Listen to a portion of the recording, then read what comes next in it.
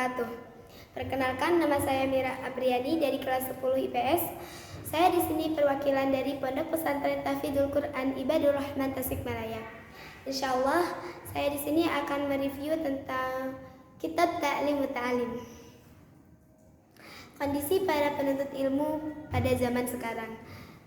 Bismillahirrahmanirrahim. Alhamdulillahilladzi fadala bani Adam bil ilmi wal amali ala jami'il alamin. Wassalatu wassalamu ala Muhammadin sayyidina al-arabi jama'i wa ala alihi wa sahbihi ya nabi'il ulumi wal hikam. Segala puji bagi Allah yang telah mengangkat derajat umat manusia dengan ilmu dan amal atas seluruh alam.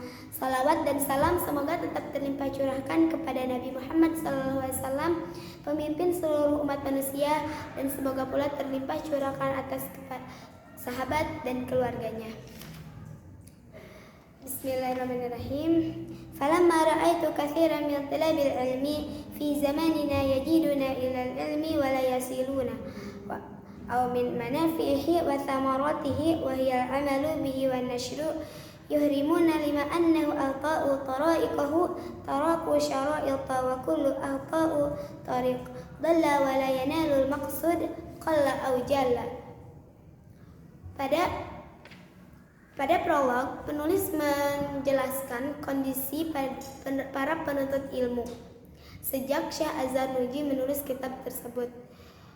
Ternyata kondisi para penuntut ilmu itu sama dengan kondisi para penuntut ilmu pada zaman sekarang. Banyak para penuntut ilmu yang hanya mendapatkan ilmunya saja tanpa mereka sampai kepada tahap pengamalan, atau mereka tidak memperoleh manfaat dari ilmu yang mereka tuntut itu. Maka dari itu, Syekh Az-Zarnuji menuliskan kitab Ta'lim Muta'alim agar para penuntut ilmu tidak salah dalam memilih jalan ataupun mengetahui cara-cara yang benar untuk menuntut ilmu. Bab Ta'lim Muta'alim terdiri dari 13 pasal. Saya di sini akan menjelaskan 3 di antaranya. Yang pertama, tentang hakikat ilmu, hukum mencari ilmu, dan keutamaannya. Jadi, ilmu yang pertama adalah ilmu. Rasulullah SAW bersabda, "Talabul ilmi fardhatun ala kulli muslimin." Menuntut ilmu itu wajib bagi manusia laki-laki dan perempuan. Perlu diketahui, i'lam bi annahu la yuftaradu ala kulli muslimin wa muslimatin talabu kullu ilmin, bal yuftaradu alaihi talabul ilmi al-hal, kama yaqulu afdalul ilmi ilmul hal wa afdalul ilmi hifdzul hal. Ketahuilah, kewajiban menuntut ilmu bagi muslim laki-laki dan perempuan tidak sembarangan, tetapi terbatas hanya ilmu agama dan ilmu yang menerangkan cara bertingkah laku dan bermuamalah dengan manusia. Jadi, yang pertama ilmu fikih atau ilmu agama.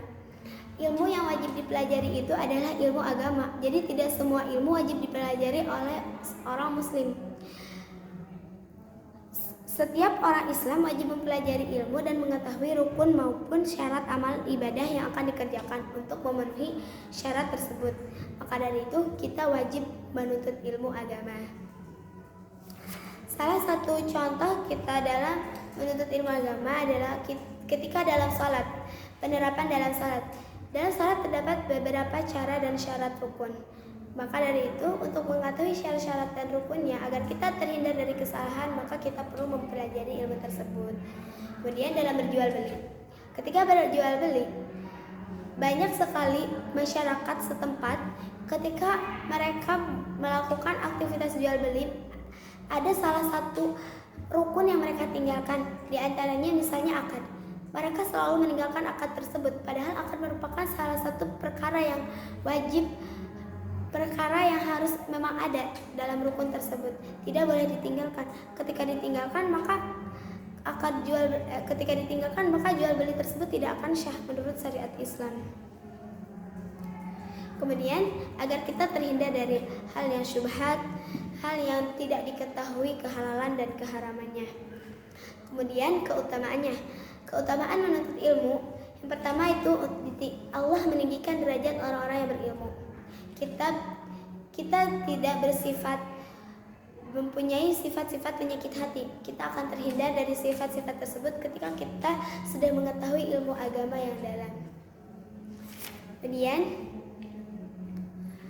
masuk bab kedua tentang niat dalam mencari ilmu. Summa labudda lahu minan niyati fi zamanit ta'allumil ilm idin niyatu hiya aslu fi jami'il ahwali liqaulihi alaihi salatu wassalam innamal a'malu binniyah. Hadisun sahih. Jadi niat adalah salah satu pokok dari segala amal ibadah. Niat itu salah satu pokok amal ibadah. Jadi segala sesuatu itu tergantung pada niatnya. Rasulullah SAW bersabda, banyak perbuatan amal yang tampak bentuk amalan dunia tapi berbuah amalan akhirat karena ikhlas, karena niatnya yang baik. Tetapi sebaliknya, banyak amalan yang terlihatnya akhirat tetapi menjadi sebuah amalan dunia karena mereka niatnya tidak baik, hanya untuk dunia saja. Jadi ketika kita menuntut ilmu, maka kita harus tahu dulu niat kita. Nah, salah satu niat untuk mencari ilmu itu kita menghilangkan kebodohan, untuk mendapat kebahagiaan di akhirat, dan untuk melestarikan ilmu agama. Kemudian bab ketiga, memilih ilmu, guru, teman belajar, dan tekun dalam menimba ilmu. Jadi kita harus pandai dalam memilih ilmu. Kita harus memilih ilmu yang sesuai dengan potensi kita, tapi dalam bentuk ilmu agama. Boleh ilmu yang lain, tetapi harus didahulukan itu ilmu tauhid, ilmu tentang mengenal Allah Subhanahu wa ta'ala. Jadi ketika kita memilih ilmu, ada 4 ilmu yang wajib dipelajari. Yang pertama akidah, yang kedua Islam, ketiga fardu kifayah, keempat dosa besar. Dan kita juga harus pandai dalam memilih guru. Kita harus bersahabat dengan guru agar guru menyampaikan ilmu kepada kita, dia ikhlas dan kita mendapat barokah atas ilmu yang disampaikannya, dan kita bisa bisa mengamalkan ilmu tersebut. Kemudian teman merupakan salah satu faktor yang menyemangati kita untuk belajar, untuk menuntut ilmu. Karena terkadang ada salah satu teman yang hanya mengajak kita ke dalam keburukan saja. Nah, maka dari itu lebih baik tinggalkan, dan kita lebih mencari teman yang lebih baik dari dia. Kita mencari teman yang bisa mengajak kita kepada amalan-amalan akhirat. Kemudian tekun dalam mencari ilmu.